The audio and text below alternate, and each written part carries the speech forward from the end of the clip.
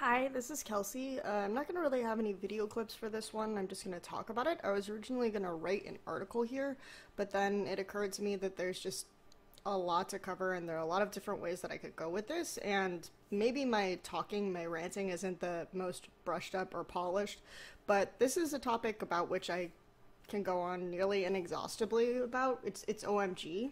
And talking about their roster situation and where they are in terms of their AD carries and their supports, and specifically looking at the dynamic between UZI versus San, and then maybe a little bit later touching on when OMG might want to use Xiyang, when they might want to use Cloud, and when they might want to use Law. And please, please never .s7. But let's start out with just talking about something that maybe people aren't as familiar with when they discuss the carry potential of OMG's AD carries. You know, this triple threat situation where they have Going, Cool, UZI, and they can run protect UZI comps. They can make Cool their primary carry. They can have Going maybe come out sometimes on like the Hecarim or the Aurelia or whatever and just run away with the game. But I want to address this idea that UZI is only now making this a triple threat composition, a triple threat team, whereas San, I think, is a little bit overlooked in some of the different things that OMG used to be able to do with them. And to really do this justice, we have to go back to 2014 LPL Spring, which really it wasn't that far away, but a lot of new fans to LPL may not have watched it, and a lot of old fans maybe would have stopped watching it because frankly, it was the dark ages of LPL. It was probably the worst split of all four. Let's be real, okay? We make all these excuses about the IEM, and I'll be really honest. Like they're excuses. The patch changes, the fact that WE and IG were 4th and 6th at the time, which is definitely true, but when you look at what happens to a lot of these teams going into LPL Spring, it's really depressing. So you think about like your top 5 teams: Positive Energy, Invictus Gaming, WE, OMG, Royal Club. Royal Club, everyone knows, they kind of completely fell apart at the seams. Tabe retired, White's retired, Lucky retired, and I mean, Lucky isn't really, and even Tabe. But the issue here is that they moved UZI from AD carry to mid. They're originally going to go with this guy called Sin, and I don't know if he has this huge attitude problem, but he is in and out of teams like crazy. He's constantly changing his name. But the one thing everyone says is that he's extremely talented. So they were going to have him on AD carry and put UZI in the mid lane. Okay, so that's something. It didn't really work at all. That guy ended up not playing. They ended up with a guy called Lei, who's currently playing support for King, and let's just say that that's a much better decision. But anyway, so that's what happened to Royal Club. What happened to Invictus Gaming is they actually got a mechanical upgrade in their support position. They went from Xiao, who at the time was really mostly known for missing his Sona ultimates, to Kitties, who right now, if you watch LPL, he looks really solid. Even now, and he's grown into a much better shot caller. I believe the team has said he and Kakao are the primary shot callers right now, but at the time, PDD was the shot caller, okay? And the difference between some of the decisions that IG made with Xiao as a shot caller and PDD as a shot caller, I mean, talking about IG, they never really had the best decision making, but it was really palpable. And they went from like a contention for first place team in spring 2013 to like a 6th place team going into IEM right last spring. So that was unfortunate. WE split apart at the seams. We had the formation of EDG, but at the same time we lost Messiah, who was the primary shot caller at the core of WE. It took them a while to get back into that roster. A lot of retirements in that sense. OMG, we talk about OMG, they lost their mid laner, Cool, and everyone thought, this team is gone, right? Cool is the core of OMG, and we'll get into more of that later because this is the primary focus. And then finally, Positive Energy, they lost their bottom lane, which was really the core of the team after Jing left. Like, they managed to carry that team to a win in LPL playoffs against OMG, even without Jing, right? So you have these teams that just kind of are splintered apart, and there's not really a whole lot to fill the void. I think everyone was looking at Invictus Gaming and Edward Gaming at the time. Edward Gaming was looking pretty promising. People were saying good things about them in scrims, but that's still like 2 teams compared to 5 that were pretty competitive last year. I mean, we talk about WE falling off, but they were still in contention, and people thought they might even go to Worlds, right? At the end of 2013. But there wasn't a whole lot left. And people were especially down on OMG, which I touched on briefly, because after the 2013 summer, excuse me, I keep mixing up my years, MVP status, Cool was looking really hot. He was undefeated on Ari. We talk about his surprising synergy with Loveling after Loveling moved from support to jungle. And you always had that in 2013 spring, even when he was on support. So the question was on even Loveling's effectiveness without some of that synergy. The meta was going strongly in favor of tanks, right? So Gogoing could no longer, it would be really hard for him to play this carry style role. So and then they brought Pomelo back to jungle and moved Loveling to support. So you're losing like your 3 primary damage threats, as people consider them on OMG. And they replaced Cool with this solo queue player who is known for playing Syndra, LeBlanc, and Cassiopeia. And it's really hard to think about, as an OMG fan, what you might be thinking going into this split. Like, what are they doing? This is not going to be good. This is going to be a bottom team. But then this is the punchline, where they go 12 games in a row without dropping. 12 games. They ended up being extremely dominant, even over Edward Gaming. And they had, when Xiyang could get Syndra, he would go into the jungle and he would just kill the jungler after like solo killing the mid laner in 2 minutes. And so this is kind of the thing that people think about when they think about OMG in this time period. But to be completely honest, like Xiyang didn't even play Syndra terribly much. I mean, I'm in the first half. In the second half, they could get it a lot. People were kind of afraid of OMG at this time. They could do a lot of different things. No one could really beat them. They only dropped 3 games the entire 2014 spring. And you think, okay, so Gogoing and Xiyang must have carried, but it really wasn't like that. I would like to point to, when we talk about the dark ages of LPL, like how truly dark they were, this game between OMG and Royal Club. And you think, maybe OMG and Royal Club, that's exciting, right? No, it's awful. 63 minutes, I think there was a Dr. Mundo, this was patch 3.15 or 3.16, I can't remember exactly, when Dr. Mundo was really overpowered and unkillable, like the health buffs and it was bad. And so Royal Club simply couldn't be defeated because of this Dr. Mundo, this tank line. And when you look at what happened in that game, it took like 40 minutes for Sans Sivir to just get to this point where he could completely destroy people, like this massive damage output. And so OMG started funneling people into these little tiny crevices. And the way they would do that is he would pop the On the Hunt, and he would go into these spaces between, in the jungle camps, and people would follow him kind of single file, and there would be the tank line from Gogoing, Zernecta, and everyone else, just kind of to lock them down. I think Xiyang was playing Ziggs in this game, and San would just mow them with the boomerang blade and the auto attacks and the ricochet and everything else. So that's a lot of how OMG's games went during this era. They had a really long average game time. We think of Edward Gaming and we know they had a really long average game time in 2014. In 2014 spring, OMG actually had the second longest average game time.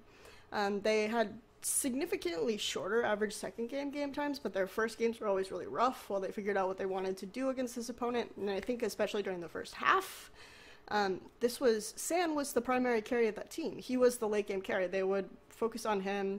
He wasn't ever super good in lane. He was a lot better with Loveling. Again, Loveling is the best support that team has ever had.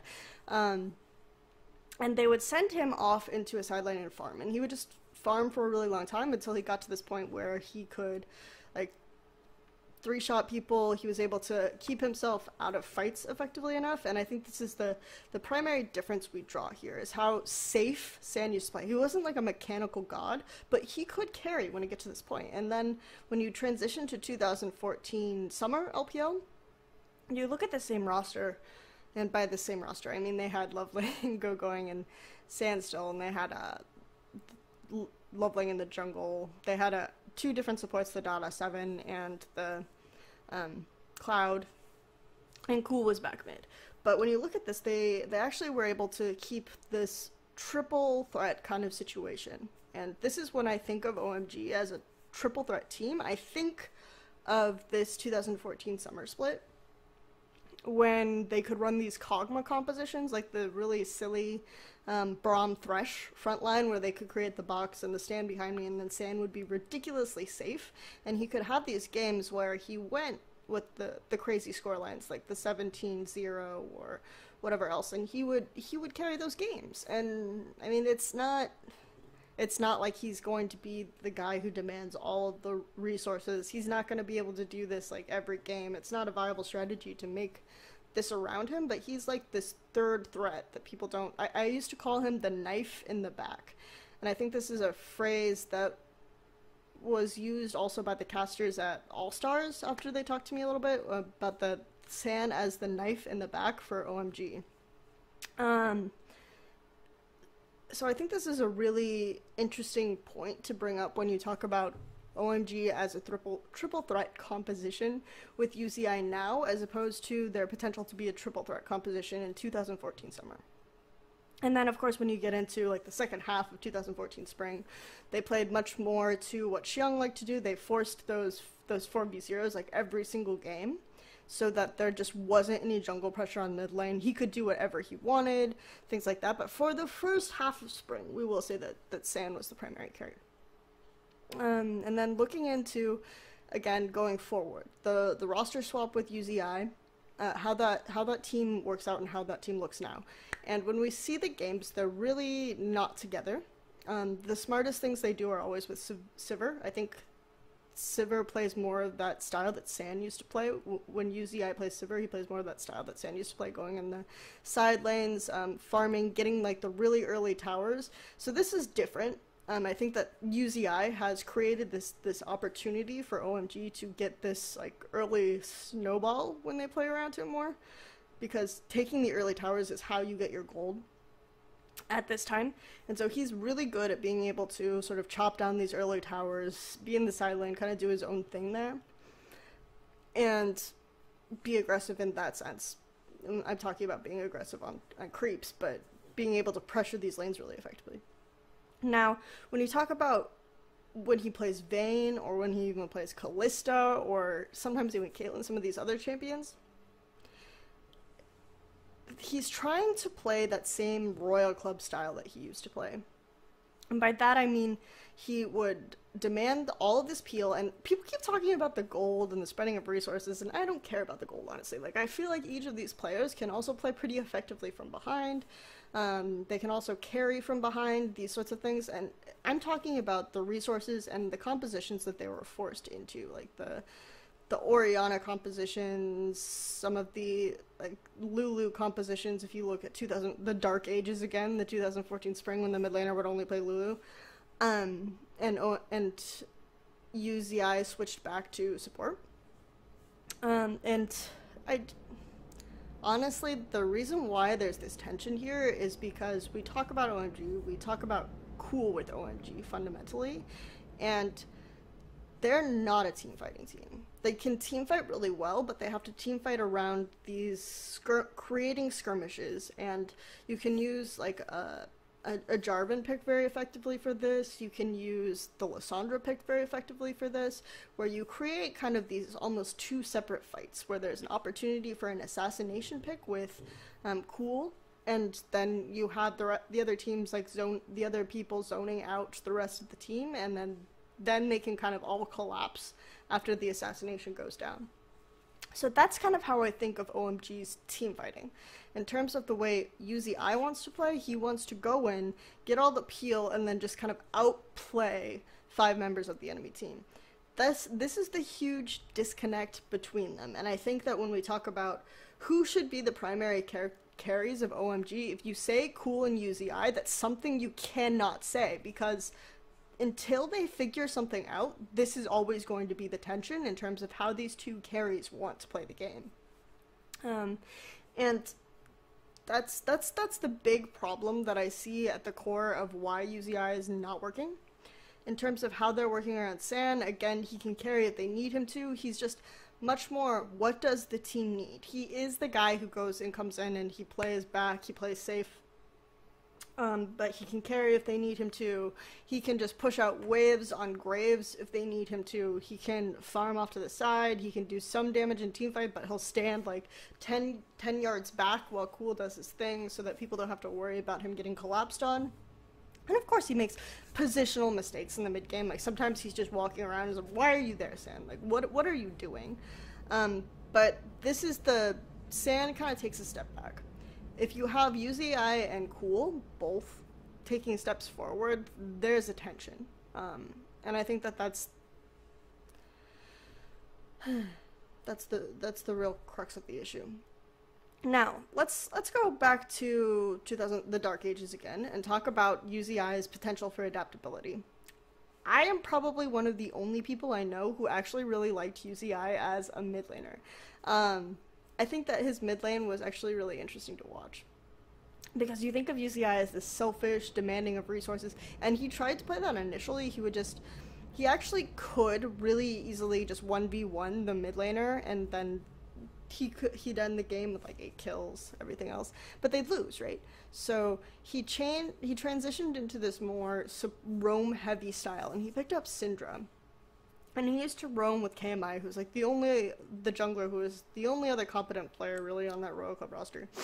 And they would go to separate lanes and they would just force the side lanes to win, just by sheer will, showing up, ganking repeatedly.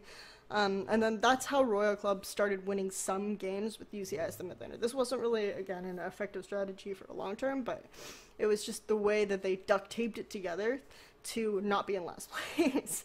And get auto-relegated.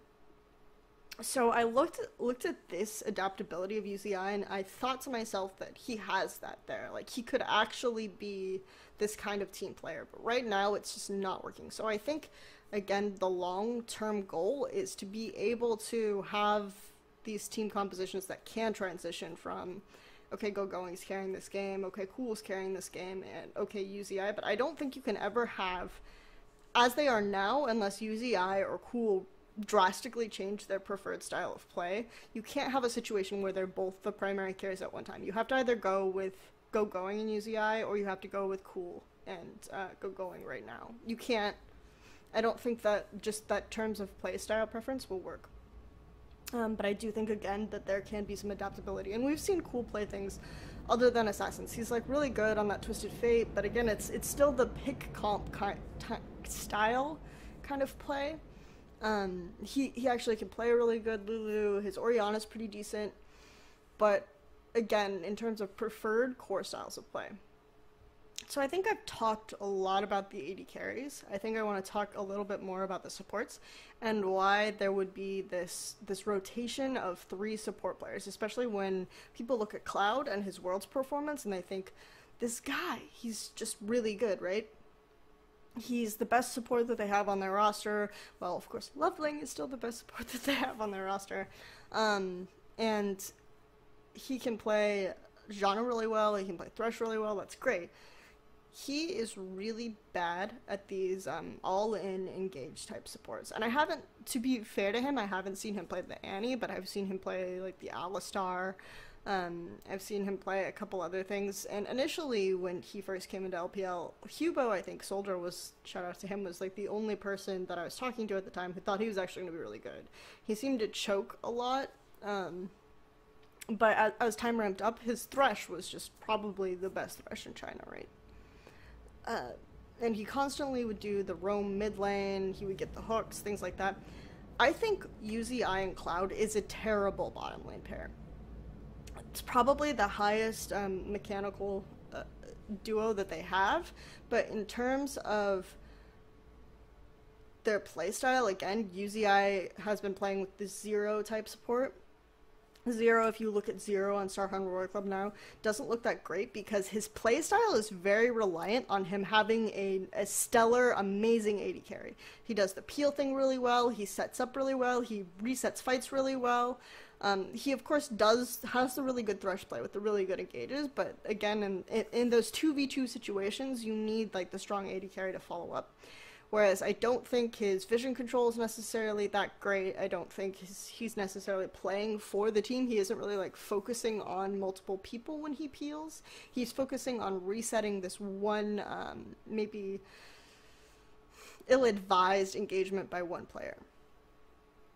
So UCI is used to playing with that kind of support. Whereas Cloud, I think, is almost the complete opposite of Zero in every regard.